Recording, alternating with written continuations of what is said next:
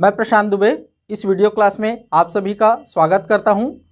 आज हम देखेंगे ज्येष्ठ संपरीक्षक और सहायक संपरीक्षक परीक्षा जो 2 जनवरी 2022 को हुआ था। उसमें हिंदी भाषा के जो प्रश्न आए थे उनके उत्तर व्याख्या सहित। ये व्याख्या जो है प्रामाणिक स्रोतों पर आधारित है। सभी प्रश्नों को देखने के बाद 100 प्रश्न आए थे। सभी 100 प्रश्नों को देखने के बाद हम कट ऑफ पर भी चर्चा करेंगे। तो आइए चलते हैं सबसे पहले प्रश्न पर, देखते हैं। तो मेरे पास सेट बी है। सेट बी में 101 नंबर में 101 नंबर से हिंदी भाषा का प्रश्न शुरू होता है, जिसमें पहला क्वेश्चन है तद्भव शब्द का उदाहरण है। क्या है क्वेश्चन? तद्भव शब्द का उदाहरण है। तो इसमें पहला ऑप्शन है लोटा, दूसरा है आलमारी, तीसरा है कर्म और चौथा है आंख। मतलब ए बी सी डी। ए है लोटा, बी है आलमारी, सी है कर्म और डी है आंख। तो ए जो लोटा है वो देशज शब्द है, बी जो आलमारी है वो पुर्तगाली शब्द है और सी जो कर्म है वह तत्सम शब्द है। तो बचा हुआ डी आंख, यही क्या है? तद्भव शब्द है। तो हमारा उत्तर क्या होगा? आंख, है ना। सेट बी है ये। दूसरा क्वेश्चन है 102 नंबर में हिनहिनाना शब्द निम्नांकित में से किसका उदाहरण है? ए तत्सम, बी तद्भव, सी देशज, डी विदेशी। तो हिनहिनाना, चहचहाना, गिड़गिड़ाना, हड़बड़ाना, गड़बड़ाना, ये जो अनुकरणवाचक शब्द होते हैं ना, ये प्रायः देशज शब्द होते हैं। गड़बड़, उटपटांग, ये सारे शब्द क्या होते हैं? देशज। तो हमारा उत्तर क्या होगा?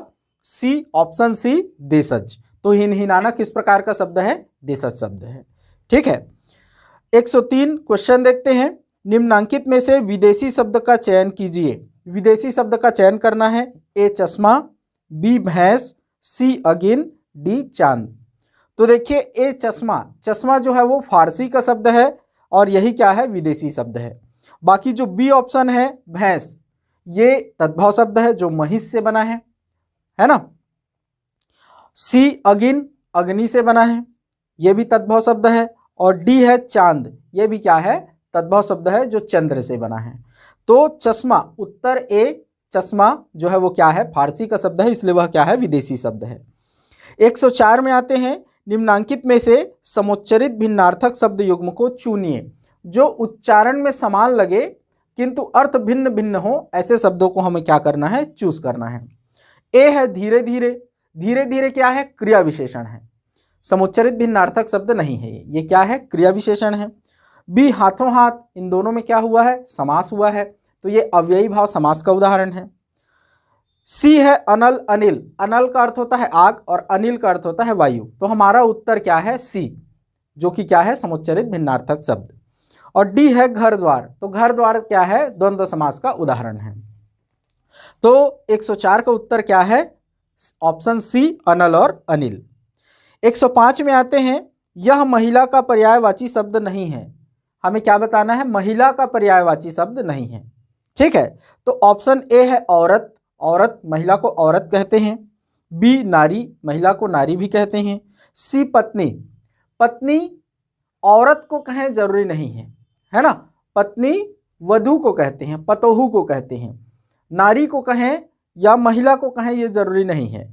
और डी अबला, अबला तो नारी को कहते ही हैं। तो हमारा ऑप्शन क्या होगा? सी, पत्नी इसका क्या होगा? उत्तर होगा। प्रश्न 106। मधुर बोलने वाले को एक शब्द में कहते हैं। मधुर बोलने वाले को एक शब्द में कहते हैं। 4 ऑप्शन है। ए मृदुभाषी, बी सुभाषी, सी अल्पभाषी, डी बहुभाषी। तो हमारा उत्तर क्या होगा? ए मृदुभाषी। मृदुभाषी का अर्थ होता है जो मधुर बोले। सुभाषी का अर्थ होता है सुंदर बोलने वाला। अल्पभाषी का अर्थ होता है कम बोलने वाला। और बहुभाषी का अर्थ होता है बहुत बोलने वाला। ठीक है। प्रश्न 107। अनेक शब्दों के लिए एक शब्द के प्रयोग से भाषा में। प्रश्न 107 है सेट बी का।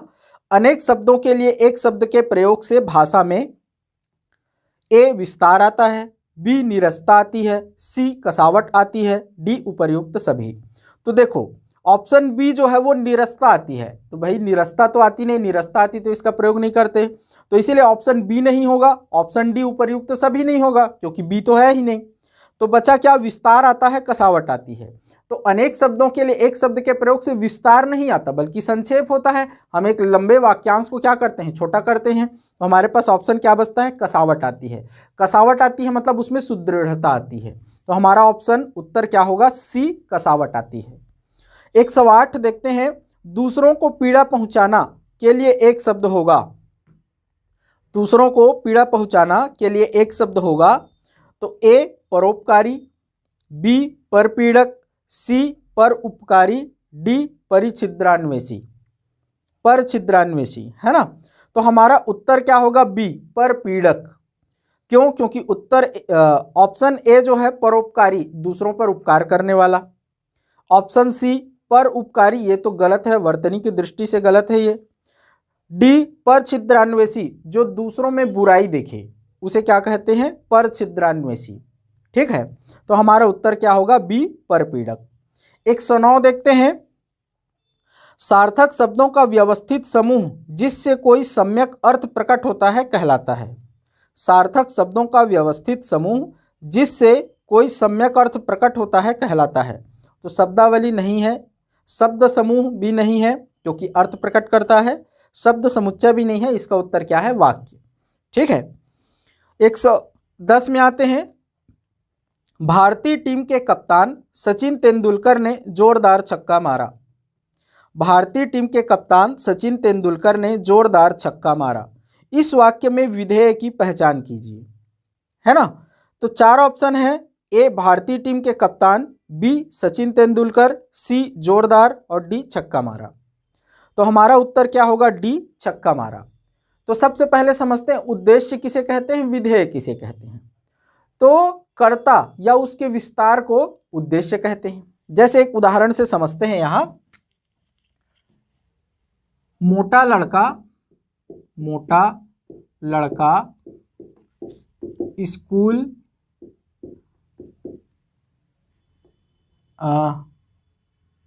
स्कूल जा रहा है ना। तो यहां जो काम करने वाला है, कर्ता है, उसे क्या कहते हैं, उद्देश्य कहते हैं। तो यहां कर्ता कौन है, लड़का है। और जो काम हो रहा है, क्रिया, तो जाने का काम हो रहा है, तो ये क्या कहलाता है, विधेय। इसके साथ साथ जो इनका विस्तार करता है, कर्ता का विस्तार करता है, उसे भी क्या कहते हैं, उद्देश्य कहते हैं। क्रिया का जो विस्तार करता है उसे भी क्या कहते हैं, विधेय कहते हैं। जैसे यहाँ लड़का का विस्तार कर रहा है, मतलब लड़के के बारे में और ज्यादा बता रहा है, क्या कि मोटा लड़का, तो ये भी क्या है, उद्देश्य है। ठीक है, सामान्यतः आप ये समझिए कि कर्ता जो है वो उद्देश्य है और क्रिया जो है वो क्या है, विधेय है। तो यहाँ क्रिया क्या है, छक्का मारना क्रिया है, इसीलिए छक्का मारा क्या है, यहाँ पर विधेय है। तो हमारा उत्तर क्या है, छक्का मारा, ये विधेय, डी। 111 में आते हैं, अच्छा अब तुम घर जाओ, अर्थ की दृष्टि से यह किस प्रकार का वाक्य है। अच्छा अब तुम घर जाओ, अर्थ की दृष्टि से यह किस प्रकार का वाक्य है। ठीक है, तो ए विधानार्थक, बी आज्ञार्थक, सी इच्छार्थक, डी संकेतार्थक। ठीक है, तो हमारा उत्तर क्या होगा, आज्ञार्थक। तो इस तरह के जो वाक्य होते हैं वो आज्ञार्थक होते हैं। जैसे एक उदाहरण हम देखते हैं कि रात बहुत हो गई है, अब तुम जाओ। रात बहुत हो गई है, अब तुम जाओ, ये भी क्या है, आज्ञार्थक। वहां गंदगी है, वहां मत बैठो, ये भी क्या है, आज्ञार्थक है। विधानार्थक क्या होता है, जिसमें किसी बात को करने के लिए कहा जाता है या होने को बताया जाता है। जैसे मैं कल स्कूल गया था, ये क्या है, विधानार्थक है। वह पढ़ रहा है, ये विधानार्थक है। मैं सोता हूं, ये विधानार्थक है। इच्छार्थक में क्या आता है, जहां कहां किसी इच्छा या शुभकामना या आशीर्वाद का भाव होता है। जैसे मैं प्रधानमंत्री होता, ये इच्छावाचक वाक्य है। तुम सदा सुखी रहो, ये भी क्या है, इच्छावाचक वाक्य है। भगवान सबका भला करे, ये क्या है, इच्छावाचक वाक्य है। संकेतार्थक, जहां एक क्रिया से दूसरे क्रिया का होना एक क्रिया पर डिपेंड हो, मतलब दूसरे क्रिया का होना पहले वाले क्रिया पर डिपेंड हो, वहां क्या होता है, संकेतार्थक। जैसे बारिश होती तो फसल नष्ट हो जाती है ना। या तुम आते तो मैं जाता, ये क्या है? संकेतार्थक है। तो हमारा उत्तर क्या होगा? आज्ञार्थक। अच्छा, अब तुम घर जाओ, इसमें किस प्रकार का वाक्य है? आज्ञार्थक वाक्य है। ठीक है, अगला देखते हैं 112। पंडित जवाहरलाल नेहरू ने कहा था कि 15 अगस्त 1947 को भारत का अपनी नियति से साक्षात्कार हो रहा था। ठीक है, क्या है? पंडित जवाहरलाल नेहरू ने कहा था कि 15 अगस्त 1947 को भारत का अपनी नियति से साक्षात्कार हो रहा था। यह किस प्रकार का वाक्य है? साधारण वाक्य, ए ऑप्शन ए क्या है? साधारण वाक्य, ऑप्शन बी मिश्रित या मिश्र वाक्य, ऑप्शन सी संयुक्त वाक्य, ऑप्शन डी इनमें से कोई नहीं। तो हमारा उत्तर क्या होगा? ऑप्शन बी मिश्रित या मिश्र वाक्य। कैसे? तो देखते हैं, जिसमें एक कर्ता और एक क्रिया हो उसे क्या कहते हैं? साधारण वाक्य कहते हैं। जैसे देखते हैं, साधारण वाक्य का एक उदाहरण देखते हैं। साधारण वाक्य, मोहन जा रहा है, मोहन स्कूल जा रहा है। इसमें एक ही क्रिया है, देखो जाने की क्रिया दिखा रहा है। तो ऐसे में क्या होता है? साधारण वाक्य या सरल वाक्य। मिश्र वाक्य, मिश्र वाक्य में क्या होता है? इसमें एक से अधिक क्रिया होती है और इसमें कि, जैसे ही, वैसे ही,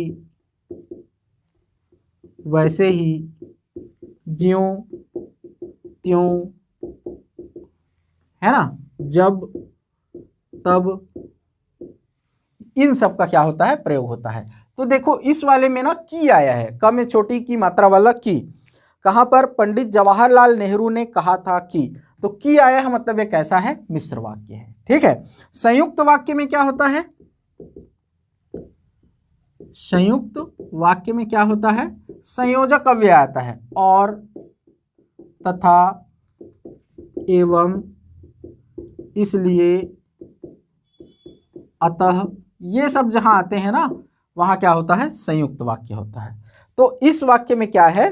की आया है, तो ये क्या है? मिश्र वाक्य है। ठीक है, फिर देखते हैं 113। रचना के अनुसार वाक्य के कितने भेद होते हैं? तो रचना के अनुसार वाक्य के कितने भेद होते हैं? ए 4, बी 2, सी 3, डी 5। तो हमारा उत्तर क्या होगा? सी 3। सी 3। रचना के आधार पर वाक्य के 3 भेद हैं। यही 3 भेद साधारण वाक्य, मिश्र वाक्य और संयुक्त वाक्य, रचना के आधार पर यही 3 प्रकार होते हैं। ठीक है, 114 देखते हैं। निम्नलिखित में परिणाम बोधक संकुचित वाक्य है। परिणाम बोधक मतलब जहां एक कारण हो, किसी वाक्य में कोई कारण बताया गया हो और उस कारण का एक परिणाम बताया गया हो, है ना। जैसे मैं बता रहा हूं कि आज मेरी तबीयत खराब थी, ये कारण हो गया, इसलिए मैं स्कूल नहीं आया, ये उसका परिणाम हो गया, स्कूल नहीं आना। तो ऐसा जो वाक्य होगा वही क्या होगा? परिणाम बोधक संकुचित वाक्य है। तो 4 ऑप्शन है हमारे पास। ए, ग्रह और उपग्रह सूर्य के आसपास घूमते हैं, ये ना कोई कारण है ना ही कोई परिणाम है। बी, इस समय वह गौतम के नाम से नहीं वरन बुद्ध के नाम से प्रसिद्ध हुआ, ये भी ना कोई कारण है, इसमें ना परिणाम बताया जा रहा है। सी, पत्ते सूख रहे हैं इसलिए पीले दिखाई देते हैं। तो पत्ते सूख रहे हैं ये कारण है, इसलिए पीले दिखाई देते हैं। पीला दिखाई देना उसका क्या है? परिणाम है। सूखना कारण है, पीला दिखाई देना उसका परिणाम है। और परिणाम को कौन दिखाता है? इसलिए, अतः, निष्कर्षतः, इसलिए, अतः, निष्कर्षतः, ये सब परिणाम को व्यक्त करते हैं, है ना। डी है, न उसमें पत्ते न फूल थे, ये भी नहीं है। तो हमारा उत्तर क्या है? सी, पत्ते सूख रहे हैं इसलिए पीले दिखाई देते हैं। ठीक है, प्रश्न 115 में आते हैं। अर्थ के अनुसार वाक्यों के कितने भेद होते हैं? अर्थ के अनुसार वाक्यों के कितने भेद होते हैं? तो उत्तर है, मतलब ऑप्शन है 4, ए 8, बी 7, सी 6, डी 9। तो उत्तर क्या है? ए 8। अर्थ के अनुसार वाक्य के 8 भेद होते हैं। कौन कौन से? तो विधि या विधानवाचक वाक्य पहला, दूसरा निषेधवाचक वाक्य, तीसरा प्रश्नवाचक वाक्य, चौथा आज्ञावाचक वाक्य, पांचवा इच्छावाचक वाक्य, छठवां विस्मयवाचक वाक्य, सातवां संदेहवाचक वाक्य और आठवां संकेतवाचक वाक्य। तो विधि या विधानवाचक वाक्य, निषेधवाचक वाक्य, प्रश्नवाचक वाक्य, आज्ञावाचक वाक्य, इच्छावाचक वाक्य, विस्मयवाचक वाक्य, संदेहवाचक वाक्य और संकेतवाचक वाक्य। ये 8 प्रकार होते हैं अर्थ की दृष्टि से वाक्य के। ठीक है, 116 में आते हैं। प्रश्न 116 में निम्नांकित में कौन सा वाक्य निषेधवाचक है? ए है, ऑप्शन ए है, राजा नगर में नहीं आए। बी, जिस देश में राजा नहीं रहता वहां की प्रजा को शांति नहीं मिलती। सी, राजा नगर में नहीं आए इसलिए आनंद नहीं मनाया गया। डी, उपर्युक्त सभी निषेधवाचक वाक्य हैं। तो हमारा उत्तर होगा डी, उपर्युक्त सभी निषेधवाचक वाक्य हैं, है ना। जहां नहीं आता है किसी वाक्य में वो क्या है? निषेधवाचक वाक्य होता है, जिसको इंग्लिश में क्या कहते हैं? Negative sentence. जैसे मैं जाता हूं, मैं नहीं जाता हूं, वह गया था, वह नहीं गया था। तो जहां नहीं या नॉट आता है ना, वो क्या है? निषेधवाचक वाक्य।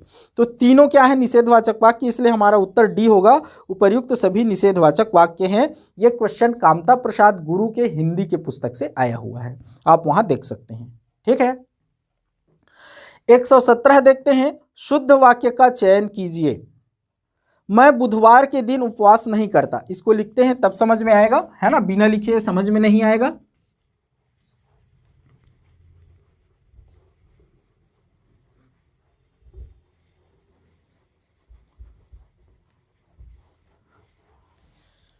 तो शुद्ध वाक्य का चयन कीजिए। प्रश्न है 117 है, इसमें 4 ऑप्शन है, ए बी सी डी, है ना। पहला है, मैं बुधवार के दिन उपवास नहीं करता, है ना। बी है, शुभ कार्य में हमेशा संकट आते हैं। फिर सी है, साधु के दर्शन से मेरा मन गदगद हो गया। और डी है,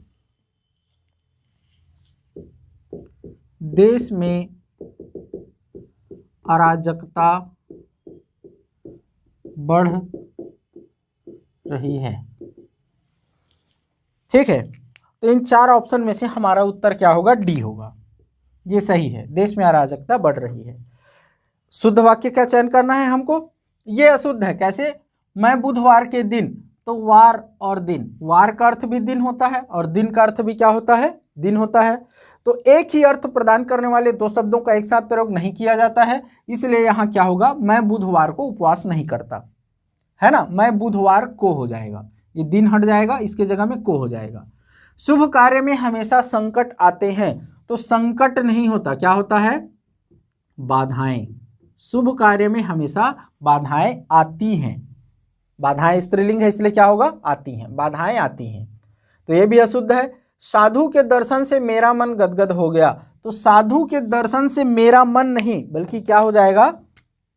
साधु के दर्शन से मैं गदगद हो गया, ये होगा। गदगद में भी अल्प हलंत लग जाएगा और मेरा मन की जगह में मैं हो जाएगा। साधु के दर्शन से मैं गदगद हो गया, ये होगा। ठीक है, तो हमारा उत्तर क्या होगा? डी, देश में अराजकता बढ़ रही है। क्वेश्चन 117 था। फिर आते हैं क्वेश्चन 118 में, अशुद्ध वाक्य का चयन कीजिए। तो ऑप्शन है, ए, फूल उसकी सुगंध से महक रहा है। बी, परीक्षा की मौजूदा प्रणाली में बदलाव होना चाहिए। सी, लड़की ने जोर से हंस दिया। डी, उन्हें विविध विषयों का ज्ञान है। तो इसमें ना बी सी डी सही है। अशुद्ध वाक्य का चयन करना है। ए है, फूल उसकी सुगंध से महक रहा है। तो फूल उसकी सुगंध से नहीं, बल्कि फूल अपनी सुगंध से महक रहा है। उसकी के जगह में क्या हो जाएगा? अपनी। इसलिए उत्तर ए जो है, ऑप्शन ए जो है वो हमारा उत्तर होगा, अशुद्ध वाक्य है जो, है ना। 119 में आते हैं, निम्नांकित वाक्य के अशुद्ध भाग का चयन कीजिए। अशुद्ध भाग का चयन करना है। भुगतान करने के लिए उसने जेब में हाथ डाला तो उसमें केवल 100 रुपये मात्र थे, उसमें केवल 100 रुपये मात्र थे। 4 ऑप्शन है हमारे पास, कौन सा भाग इसमें से त्रुटिपूर्ण है? तो ए है भुगतान करने के लिए, बी उसने जेब में, सी हाथ डाला, डी केवल 100 रुपये मात्र थे। तो हमारा उत्तर क्या होगा? डी होगा। 119 में ऑप्शन डी जो है हमारा क्या होगा? उत्तर होगा, जो कि त्रुटिपूर्ण भाग है। क्या दिया हुआ है? केवल 100 रुपये मात्र थे। तो देखो, केवल और मात्र का एक साथ प्रयोग नहीं किया जाता, केवल 100 रुपये थे, ये होगा इसका उत्तर, सही रूप है ना। इसलिए ये वाला भाग जो है त्रुटिपूर्ण है। तो हमारा उत्तर 119 का उत्तर क्या होगा? डी। 120 में आते हैं, वाक्य के अशुद्ध भाग का चयन कीजिए। यह धारणा पुरानी पड़ चुकी है कि स्त्रियां आजीवन पुरुषों के द्वारा संरक्षित होती हैं। 4 ऑप्शन है, ए यह धारणा पुरानी पड़ चुकी है कि, बी स्त्रियां आजीवन, सी पुरुषों के द्वारा संरक्षित होती हैं, डी वाक्य त्रुटिहीन है। तो हमारा उत्तर होगा ए, यह धारणा पुरानी पड़ चुकी है, क्योंकि पुरानी पड़ चुकी नहीं होता, पुरानी हो चुकी है होता है ना। तो यह धारणा पुरानी हो चुकी है, इसलिए हमारा उत्तर 120 का क्या होगा? ए होगा। 121 में आते हैं, नीचे दिए गए वाक्यों में अशुद्ध वाक्य का चयन कीजिए। नीचे दिए गए वाक्यों में अशुद्ध वाक्य का चयन कीजिए। तो ऑप्शन ए है, शीघ्र ही ऐसा होने वाला है, ये सही वाक्य है। बी, वे कोई स्कूल नहीं खोले हैं, ये अशुद्ध है। तो हमारा उत्तर क्या है? बी है। सी में क्या है? मैं आपसे यह कहना चाहता हूं। डी, उन्होंने सरलतापूर्वक उत्तर दिया। तो 121 का उत्तर क्या है? बी, वे कोई स्कूल नहीं खोले हैं, यही वाक्य क्या है? अशुद्ध है। तो सही रूप क्या होगा? क्या दिया है? वे कोई स्कूल नहीं खोले हैं, ये अशुद्ध है। इसका सही रूप क्या होगा? उन्होंने कोई स्कूल नहीं खोला है,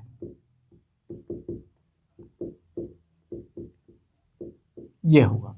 ठीक है, तो उत्तर ऑप्शन बी इसका उत्तर है। 122 में आते हैं, मुझे दुख है कि आज एक बारात में जा रहा हूं, इसलिए आपसे न मिल सकूंगा। इसको हम लिखेंगे ना तब समझ में आएगा।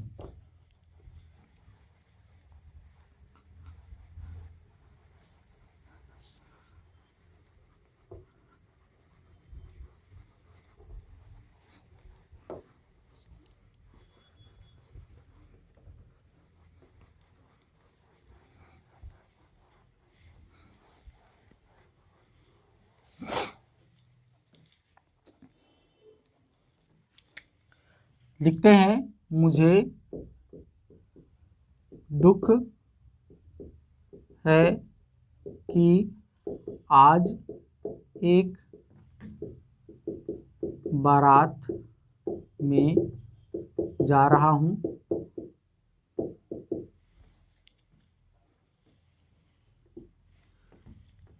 इसलिए आपसे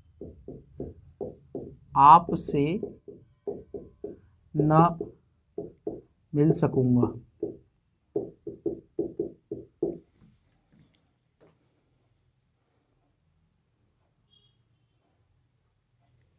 है ना।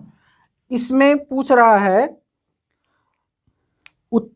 उक्त वाक्य के संदर्भ में सही विकल्प का चयन कीजिए। सही विकल्प का चयन करना है। ए है, अल्प विराम चिन्ह का प्रयोग सही स्थान पर नहीं किया गया है। ये जो अल्प विराम है इसका प्रयोग सही जगह पर नहीं किया गया है, ऐसा पूछ रहा है। बी, पूर्ण विराम का प्रयोग सही स्थान पर नहीं किया गया है। सी, वाक्य में शब्द क्रम सही नहीं है। डी, उपर्युक्त तीनों सही हैं। तो देखो, अल्प विराम का प्रयोग भी सही जगह है, पूर्ण विराम का प्रयोग भी सही जगह है, वाक्य में शब्द क्रम जो है वो सही नहीं है। जब हम ऐसा लिखते हैं, मुझे दुख है कि आज एक बारात में जा रहा हूं, तो ऐसा लग रहा है कि मिलने का, नहीं मिल पाने का दुख कम है, बारात में जाने का दुख ज्यादा है ना। मुझे दुख है कि आज एक बारात में जा रहा हूं, तो ऐसा लग रहा है कि बारात में जाने का दुख ज्यादा है और नहीं मिल पाने का दुख कम है। मतलब मेन दुख जो है वो किसका है, बारात में जाने का है। तो इसका सही शब्द क्रम क्या होगा कि आज एक बारात में जा रहा हूं,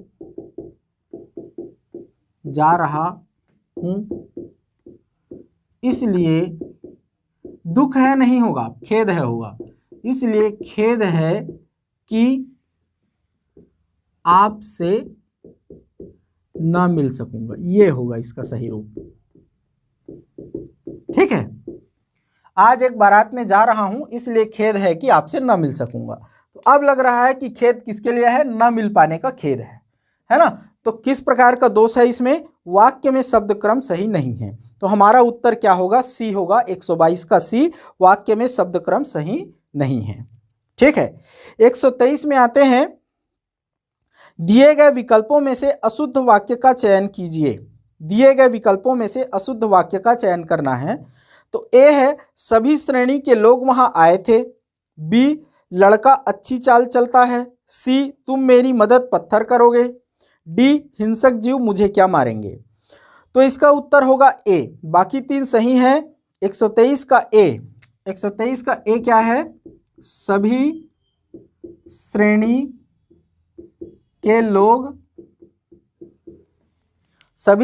के लोग वहां आए थे। ये गलत है, क्यों, क्योंकि सभी बोल रहे हैं और श्रेणी बोल रहे हैं एक वचन में। तो ये क्या होगा, सभी श्रेणियों के लोग वहां आए थे।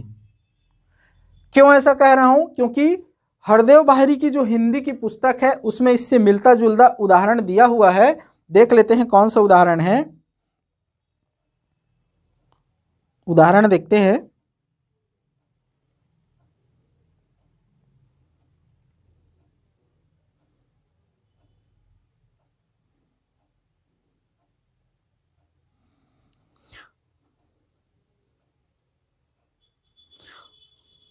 श्रोताओं में कई श्रेणी के लोग थे। क्या है, एक दिया हुआ है अशुद्ध शुद्ध वाक्य में, हरदेव बाहरी की हिंदी पुस्तक में श्रोताओं में कई श्रेणी के लोग थे। तो इसका सही उत्तर क्या दिया है उन्होंने, श्रेणी के जगह में श्रेणियों के लोग थे। तो हमारा भी तो ऐसा ही है उत्तर, है ना। फिर एक और दिया हुआ है अशुद्ध शुद्ध वाक्य हरदेव बाहरी में ही, जैसे वहां सभी वर्ग के लोग उपस्थित थे। तो इसे अशुद्ध वाक्य बताया है उन्होंने और सभी वर्ग के जगह में सभी वर्गों किया है ना, सभी वर्गों के लोग उपस्थित थे। तो वैसे ही सभी श्रेणी के लोग वहां आए थे, तो सभी श्रेणियों के लोग वहां आए थे, ऐसा होगा इसका सही वाक्य। तो हमारा उत्तर क्या होगा, 123 का ए, सभी श्रेणी के लोग वहां आए थे, ये क्या है, अशुद्ध है। 124 में आते हैं, निम्नलिखित वाक्यों के शुद्धाशुद्ध क्या लिख दिया, शुद्ध अशुद्ध को शुद्धाशुद्ध लिख दिया। शुद्धाशुद्ध के संबंध में सही विकल्प का चयन कीजिए। तो दो वाक्य दिए हुए हैं, एक शब्द केवल संकेत मात्र होते हैं, उसकी दृष्टि चित्र पर गड़ी थी, है ना। देखते हैं, इसको भी लिखते हैं तब समझ में आएगा। क्वेश्चन बहुत सारे में से एक का चयन करना था, कूट टाइप का था, इसीलिए ना हिंदी के क्वेश्चन कठिन हो गए थे। कई लोग बोल रहे हैं कि 50-60 ठो बन गया उनसे, तो पेपर सरल आया है करके। तो पेपर सरल नहीं आया था, पेपर मध्यम कठिन था, बहुत ज़्यादा तो नहीं लेकिन मध्यम कठिन था। ठीक है, बहुत सरल नहीं था पेपर, है ना, क्योंकि कूट टाइप का था सारा क्वेश्चन। तो 124 में दिया हुआ है, निम्नलिखित वाक्यों के शुद्धाशुद्ध के संबंध में सही विकल्प का चयन कीजिए। उसमें दो वाक्य दिए हुए हैं। पहला वाक्य दिया हुआ है क्या, कि शब्द केवल संकेत मात्र होते हैं, शब्द केवल संकेत मात्र होते हैं। और दूसरा दिया है, उसकी दृष्टि चित्र पर गड़ी थी, है ना, चित्र पर गड़ी थी। तो देखो पहला वाक्य तो अशुद्ध है, इसमें 4 ऑप्शन है, मैं बताऊंगा अभी। शब्द केवल संकेत मात्र होते हैं, तो केवल और मात्र का एक साथ प्रयोग नहीं किया जाता, यह अभी हमने पिछले कुछ प्रश्न में देखा। तो पहला तो क्या है, अशुद्ध है, क्योंकि केवल और मात्र का एक साथ क्या है, प्रयोग है, तो ये अशुद्ध है। ये वाक्य शुद्ध है, ये पूछा हुआ क्वेश्चन है, आया हुआ क्वेश्चन है। इसका अशुद्ध रूप क्या होता है, चित्र में गड़ी थी। अशुद्ध रूप क्या है, चित्र पर गड़ी थी। तो ये वाक्य जो है वो शुद्ध है ना। तो हम ऑप्शन क्या क्या दिया है देखते हैं। वाक्य क्रमांक 1 शुद्ध है, वाक्य क्रमांक 2 शुद्ध है, सी वाक्य क्रमांक 1 और 2 दोनों अशुद्ध हैं, डी इनमें से कोई नहीं। तो हमारा उत्तर होगा बी, वाक्य क्रमांक 2 शुद्ध है। वाक्य क्रमांक 2 शुद्ध है, ऑप्शन बी फॉर बॉल हमारा क्या होगा, उत्तर होगा 124 नंबर प्रश्न का, सेट बी, है ना। अगला आते हैं 125, क्वेश्चन नंबर 125। स्रोत के आधार पर ठेस शब्द किस श्रेणी के अंतर्गत शामिल है। ठेस शब्द जो है किसके अंतर्गत शामिल है, ए तत्सम, बी तद्भव, सी देशज, डी विदेशी। तो ठेस शब्द जो है वो देशज शब्द है ना, इसमें तो कुछ बताने का है ही नहीं। तो ठेस शब्द देशज शब्द है, इसलिए 125 का उत्तर सी होगा, देशज। 126 गल्प शब्द हिंदी में किस भाषा से लिया गया है। गल्प शब्द हिंदी में किस भाषा से लिया गया है, ए मराठी, बी बंगला, सी गुजराती, डी पंजाबी। तो हमारा उत्तर होगा बी बंगला। बंगला से आया है हिंदी में गल्प शब्द। ये कहाँ दिया हुआ है, कामता प्रसाद गुरु के पुस्तक में दिया हुआ है, ठीक है। तो हमारा उत्तर बी होगा, बंगला। 127 देखते हैं, निम्नलिखित में तत्सम तद्भव का सही युग्म नहीं है। तो ए घोटक घोड़ा, ये तो है, घोटक तत्सम है, घोड़ा तद्भव है। बी घट तत्सम है, घड़ा तद्भव है। सी घपला गड़बड़, घपला और गड़बड़ दोनों देशज शब्द हैं। गड़बड़ तो है ही, गड़बड़ सड़बड़ ये सब क्या है, देशज शब्द हैं। घपला भी क्या है, देशज शब्द है। तो हमारा उत्तर क्या है, सी, जो कि तत्सम तद्भव का सही युग्म नहीं है। तो 127 का उत्तर क्या है, सी घपला गड़बड़। डी ऑप्शन इसका है, कृष्ण कान है, तो कृष्ण का कान होता ही है, ठीक है। 128 में आते हैं, लीची शब्द हिंदी भाषा में किस भाषा से आया है। लीची शब्द हिंदी भाषा में किस भाषा से आया है, तो चीनी का शब्द है। लीची, चाय, चीनी ये शब्द कहाँ के शब्द हैं, चीनी भाषा के शब्द हैं, है ना। चीकू ये सब कहाँ के हैं, चीनी शब्द हैं। 129 में आते हैं, किसी भाषा के मूल शब्द को कहते हैं। तो ऑप्शन ए है तत्सम शब्द, बी देशी शब्द, सी तद्भव शब्द, डी विदेशी शब्द। तो क्या कहते हैं, किसी भाषा के मूल शब्द को तत्सम शब्द कहते हैं। ये परिभाषा आपको लगभग हर पुस्तक में मिल जाएगी। वासुदेवनंदन प्रसाद में ये दिया हुआ है तत्सम तद्भव वाले खंड में कि तत्सम किसे कहते हैं, तो किसी भाषा के मूल शब्द को तत्सम शब्द कहते हैं। तो 129 का आंसर ए है, तत्सम शब्द। 130, इनमें से कौन सा शब्द देशज नहीं है। देशज नहीं है उसको बताना है। तो ए है नींद, बी तेंदुआ, सी खिड़की, डी ठेस। तो अभी हमने ठेस को देखा, देशज है, तेंदुआ भी देशज है, खिड़की भी देशज है। नींद जो है वो तद्भव शब्द है, इसका तत्सम क्या है, निद्रा। निद्रा से निद्रा तत्सम है, नींद तद्भव है, तो ये देशज नहीं है, क्या है, तद्भव शब्द है। तो हमारा 130 का उत्तर क्या होगा, ए नींद।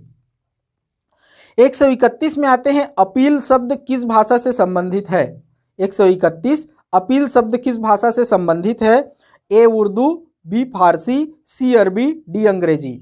तो डी अंग्रेजी। अंग्रेजी भाषा का शब्द है अपील, जिसका आपको ना इंग्लिश में स्पेलिंग दिखाई दे वो क्या होता है, अंग्रेजी भाषा का शब्द होता है। जैसे APPEAL अपील होता है, जिसका अर्थ होता है निवेदन या अर्जी, है ना। जैसे जज, जज हम लोग लिखते हैं हिंदी में, लेकिन इसका इंग्लिश स्पेलिंग भी होता है JUDGE। तो ये कहाँ का शब्द है, जज जो है अंग्रेजी भाषा का शब्द है। तो कहाँ का शब्द है 131, अपील किस भाषा से संबंधित है, तो डी अंग्रेजी। 132, निम्नलिखित में देशज शब्द कौन सा है।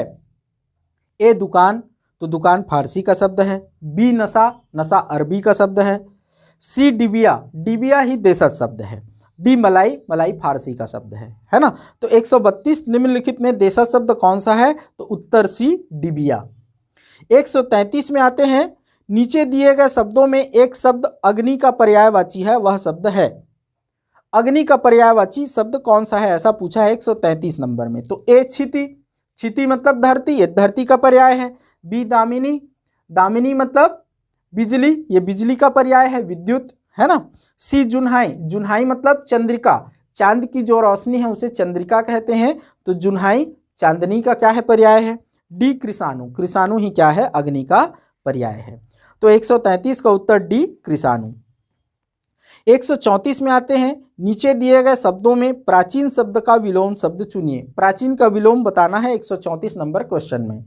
तो ए पुरातन, पुरातन का अर्थ तो खुद सबसे प्राचीन होता है, जैसे अद्यतन मतलब आज तक, पुरातन मतलब जो सबसे पहले हो उस तक। बी अर्वाचीन, तो अर्वाचीन होता है, प्राचीन का विलोम क्या होता है, अर्वाचीन होता है, ठीक है। अर्वाचीन विज्ञान हम पढ़ते हैं। सी अंत्य, अंत्य मतलब तो होता है जो अंत में स्थित हो, आखिरी में स्थित हो। पौर्वात्य, जैसे पाश्चात्य होता है वैसे ही क्या होता है, पौर्वात्य, पूर्व से संबंधित है ये, है ना। 135, निम्नलिखित में खर शब्द के विभिन्न अर्थों के द्योतक शब्दों में कौन सा शब्द सही नहीं है। खर, तो एक है गधा, गधा को तो खर कहते हैं। खर, वैसे खर शब्द का अर्थ क्या होता है, मूर्खता, तो मूर्खता से रिलेटेड जो भी हैं उनको क्या कहा जाता है, खर कहा जाता है। तो गधा, गधा मूर्खता काम करता है इसलिए उसको खर कहते हैं। बाण, बाण नहीं है, बाण का अर्थ खर नहीं होता। सी तीक्ष्ण, खरा हो गया बोलते हैं ना, खर हो गया, छत्तीसगढ़ी में उसको क्या बोल देते हैं, खर हो गया, तीक्ष्ण हो गया। जैसे नमक किसी चीज में ज्यादा लग गया तो क्या बोलते हैं, खर हो गया, है ना। तो तीक्ष्ण, खर का एक अर्थ क्या है, तीक्ष्ण। डी बगुला, बगुला भी क्या है, बगुला का भी एक पर्यायवाची क्या है, खर है। तो हमारा उत्तर 135 का क्या होगा, बी बाण। बाण जो है वो खर का पर्याय नहीं है, या खर का अर्थ बाण नहीं होता, तो 135 का उत्तर बी बाण होगा। तो इस वीडियो में यहीं तक देखते हैं, फिर अगले वीडियो में हम पुनः बाकी प्रश्नों को देखेंगे, प्रश्नों के उत्तर व्याख्या सहित देखेंगे। तो चलिए ठीक। और अंत में मैं आपको बताना चाहता हूं कि हमारे संस्थान की 2 पुस्तकें प्रकाशित हो चुकी हैं। पहली वाली जो पुस्तक है वो दर्शन शास्त्र की पुस्तक है, जो कि भारतीय दर्शन, जिसमें भारतीय दर्शन के सारे टॉपिक कवर हैं, अभी इसमें पाश्चात्य दर्शन नहीं है। तो भारतीय दर्शन में जितने भी टॉपिक लिखे गए हैं CGPSC मेंस के सिलेबस में, जैसे मान लो गीता का दर्शन है तो उसमें 3 टॉपिक हैं, स्वधर्म, कर्मयोग और स्थित प्रज्ञ, तो सारे कवर हैं। तो सारे प्रकार के दर्शनों के सभी टॉपिक कवर हैं। और जैसे कोई टॉपिक है तो पहले उस टॉपिक में, उस टॉपिक की अवधारणा को, कॉन्सेप्ट को समझने के लिए पहले एक व्याख्यात्मक सामग्री दी गई है, जिससे आपका कॉन्सेप्ट एकदम क्लियर हो जाएगा, जो कि सरल भाषा में है, कहीं से कॉपी पेस्ट नहीं है, अपने शब्दों में लिखा गया है। और टॉपिक की अवधारणा को क्लियर करने के बाद उस टॉपिक से रिलेटेड जितने भी 2 नंबर के प्रश्न बनते हैं, 4 नंबर के प्रश्न बनते हैं, 8 नंबर के प्रश्न बनते हैं या 15 नंबर के प्रश्न बनते हैं, सारे प्रश्नों को दिया गया है और सबके उत्तर लिखे गए हैं। ये उत्तर उतने ही लाइन में लिखे गए हैं जितने लाइन में आपको मेन एग्जाम में लिखना है। जैसे 2 नंबर के क्वेश्चन के लिए 4 लाइन होता है, तो 4 लाइन में ही उसका आंसर सटीक तरीके से दिया गया है। 4 नंबर के क्वेश्चन के लिए 6 लाइन या 7 लाइन होता है, तो 6 या 7 लाइन में उसका आंसर सटीक तरीके से लिखा गया है। तो आप कहीं भी असंतुष्ट नहीं होंगे, एक बार इसको जरूर पढ़कर देखिए, आप कहीं भी असंतुष्ट नहीं होंगे। कोई भी ऐसा टॉपिक नहीं है जिसमें आपका कॉन्सेप्ट क्लियर नहीं होगा। तो पूरा का पूरा भारतीय दर्शन इसमें कवर है। बस इस बुक को आपको नोट्स बनाने की ज़रूरत नहीं है, आप केवल बुक खरीदें और सीधा सीधा क्वेश्चन को मतलब अवधारणा को समझिए टॉपिक की, और सीधा सीधा क्वेश्चन आंसर रट लीजिए। अभी 2018, 19 और 20 में जितने भी प्रश्न आए हैं, कोई भी प्रश्न इस पुस्तक से बाहर नहीं है। एक बार आप खरीदिए मत जरूर, लेकिन मार्केट में जाकर पुस्तक देखिए, उसका कंटेंट देखिए, आपको समझ में आएगा। ये जो दूसरी पुस्तक है ये हिंदी भाषा की पुस्तक है, जो कि CGPSC मेंस के लिए है। ये CGPSC केवल और केवल CGPSC मेंस के लिए बनाई गई है, जिसमें CGPSC मेंस के हिंदी भाषा के सारे टॉपिक कवर हैं। इस पुस्तक की खासियत ये है कि इसमें पर्यायवाची शब्द, विलोम शब्द, अनेक शब्दों के लिए एक शब्द, शब्द शुद्धि, वाक्य शुद्धि जैसे चीज़ों को भी इतने व्यवस्थित तरीके से दिया गया है कि आपको याद नहीं करना पड़ेगा। जैसे हम वासुदेव नंदन प्रसाद या हरदेव बाहरी आदि की पुस्तकों से पढ़ते हैं तो उसमें ये सारी चीज़ें अव्यवस्थित रहती हैं। इसमें सारी चीज़ों को इतने व्यवस्थित तरीके से दिया गया है कि आप बहुत आसानी से इसको क्या कर सकते हैं, याद कर सकते हैं। इसमें पत्र लेखन का टॉपिक भी है, जिसमें जैसे पत्र किसी जैसे अर्धशासकीय पत्र क्या है या शासकीय पत्र क्या है ये पूछा जाता है तो उसका उतने ही लाइन में सटीक आंसर भी दिया गया है, साथ ही विशेषताएं पूछी जाती है। तो हर प्रकार के पत्र की 3 या 4 विशेषताएं भी दी गई हैं और प्रत्येक प्रकार के पत्र का नमूना भी दिया गया है और उतने ही लाइन में नमूना दिया गया है जितना लाइन आपको मेन एग्जाम में मिलता है। ये नहीं कि 25 से 30 लाइन में आपको नमूना दिया गया है। तो एकदम व्यवस्थित तरीके से ये बुक भी बनाई गई है जो कि केवल और केवल मेंस ओरिएंटेड है। तो आप इस बुक को भी एक बार बुक डिपो में जाकर जरूर देखें, आपको निश्चित रूप से पसंद आएगा। तो चलिए आगे हम और भाषा की पुस्तक को लाने वाले हैं जो कि व्यापम के लिए या वस्तुनिष्ठ जो भी परीक्षा होती है उससे संबंधित भी होगा। छत्तीसगढ़ी भाषा, अंग्रेजी भाषा की पुस्तक भी हम धीरे धीरे लाएंगे।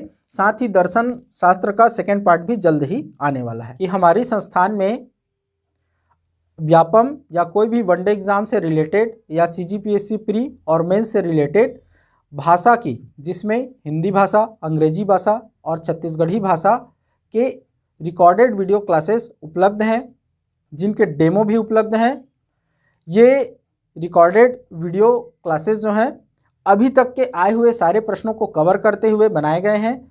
प्रत्येक टॉपिक की अवधारणा को बहुत अच्छे तरीके से क्लियर की गई है और यह प्रयास किया गया है कि किसी भी तरह के प्रश्न न छूटे। वैसे 1-2 क्वेश्चन ऐसे आ जाते हैं जिसको कवर कर पाना संभव नहीं होता है, वे नए होते हैं। इसके अलावा जो 95% प्रश्न है वो सारे कवर हो जाए, कहीं भी आपसे ना छूटे, इस तरह से व्यवस्थित तरीके से क्लास बनाया गया है। तो इनके डेमो भी उपलब्ध हैं। तो यदि आप इन कोर्सेस में एडमिशन लेना चाहते हैं तो डेमो देखें और यदि आपको अच्छा लगता है तो आप हमसे संपर्क कर एडमिशन ले सकते हैं। ये एकदम न्यूनतम शुल्क पर उपलब्ध है। धन्यवाद।